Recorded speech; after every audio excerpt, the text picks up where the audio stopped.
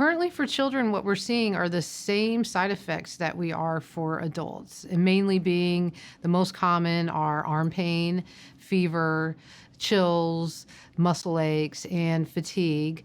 But really, no other symptoms have been found from the current studies that they've done in children. Nothing worse and nothing more.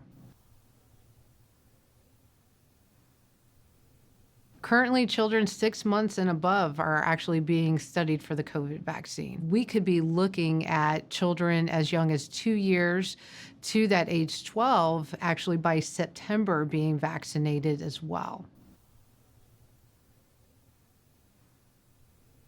So in San Antonio, when the COVID vaccine trials opened up for children, it was an exciting opportunity that we could look at because both my husband and I were vaccinated, and we want to protect our own children as well. When we looked at one of the companies that was running the vaccine, we sat down with our daughter, who was actually rearing to go and wanting to get vaccinated immediately. But we had to talk about what the risk and the benefits were, as well as what also was entailed as far as further testing with the vaccine. Once we sat down and we discussed this all and felt reassured, then we were able to go into that trial and vaccinate potentially our child. And so this is an exciting time. We feel like we can contribute to science and also potentially protect our own children. Currently, Pfizer's studies are showing some data that the children aged 12 to 15 are actually creating more of a robust antibody response than other individuals. So this is exciting new information showing that that vaccine is continuing to work well.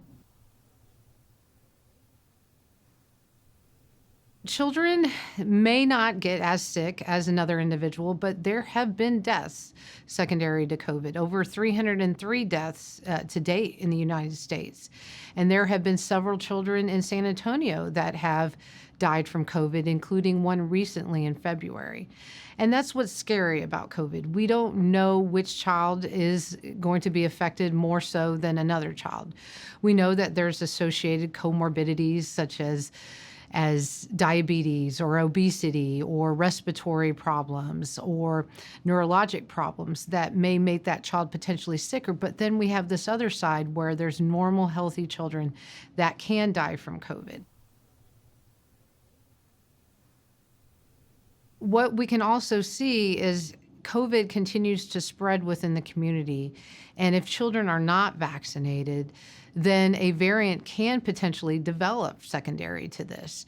And as variants develop, then we worry that those vaccines may not be working as well.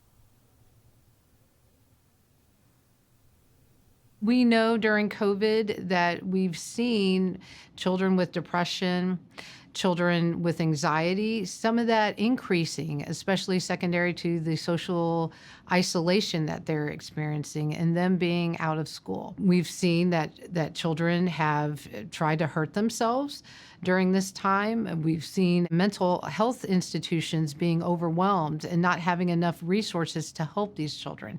By getting a vaccine, we can get our children back into their normal environments, back into their school, back into their outside extracurricular activities that will help their mental health. Multisystem inflammatory syndrome in children is another response that we can see if a child is affected with COVID. So that can affect any organ system, from the gut, the lungs, to the heart, to the kidneys. And so we worry about children that are normal, healthy, being affected by MIS-C. I've had a couple of children that have come in with MIS-C. One of them was transferred from an outside institution. That child had coronary aneurysms in their heart, so enlarged vessels surrounding their heart. Another child had some mild dilatation, so mild widening of those coronary vessels.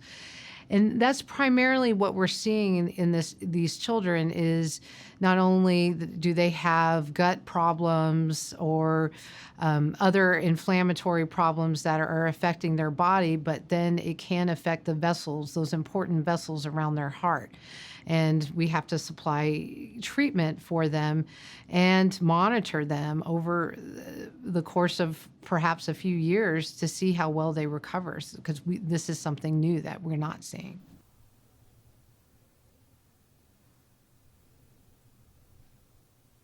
For children, what we're seeing right now in San Antonio is that approximately 20% of the positive cases in San Antonio are with children. That's gone up from 10%. In the meantime, we don't know what this means for the future when children have COVID or if they develop MIS-C. We don't know what's going to happen over time. That's going to take some time to get that data. But what we do know is that if we have that opportunity to vaccinate, that we need to look at those risks and benefits as a parent and sit down and talk to your children and take that opportunity to get them vaccinated if you can.